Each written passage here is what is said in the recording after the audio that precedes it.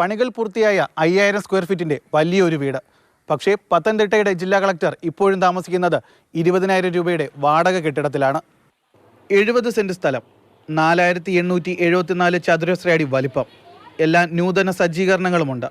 പക്ഷേ മാറി മാറി വരുന്ന കളക്ടർമാരുടെ താമസം മാത്രം ഇങ്ങോട്ടേക്ക് മാറ്റുന്നില്ല. മാറി മാറി വരുന്ന കളക്ടർമാർക്ക് അവർക്കാർക്കും ഔദ്യോഗിക വസ്തുതയോട് താല്പര്യമില്ല.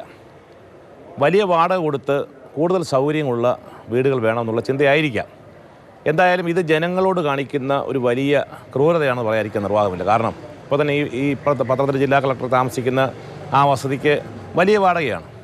ആ വാടക ഒഴിവാക്കി കഴിഞ്ഞാൽ അത്രയും ഒരു ദൂരത്തോടെ ഒഴിവാക്കാൻ നമുക്ക് സാധിക്കും. പത്തനംതിട്ട കുലശേഖരപ്പടിയിലെ ഈ ഔദ്യോഗിക വസതി ഇപ്പോൾ കാട് കയറിയ അവസ്ഥയിലാണ്. മതിലിനകത്തേക്ക് ആളുകൾ മാലിന്യങ്ങളും വലിച്ചെറിയുന്നുണ്ട്. തിരുവനായയുടെ ശല്യവും രൂക്ഷം.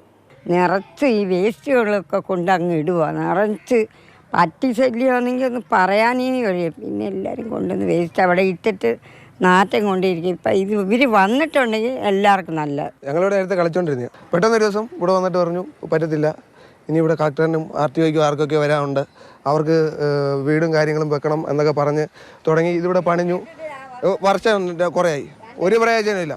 ഇപ്പോൾ RTOയ്ക്കും വേണ്ട, കളക്ടറിനും വേണ്ട. കോടികൾ മുടക്കി നിർമ്മിച്ച കെട്ടിടം ഇങ്ങനെ നശിക്കുമ്പോഴാണ് മാറി മാറി വരുന്ന ജില്ലാ കളക്ടർമാർ വാടക വീടുകളെ ആശ്രയിച്ച് ഖജനാവിലെ പണം നഷ്ടമാക്കുന്നത്.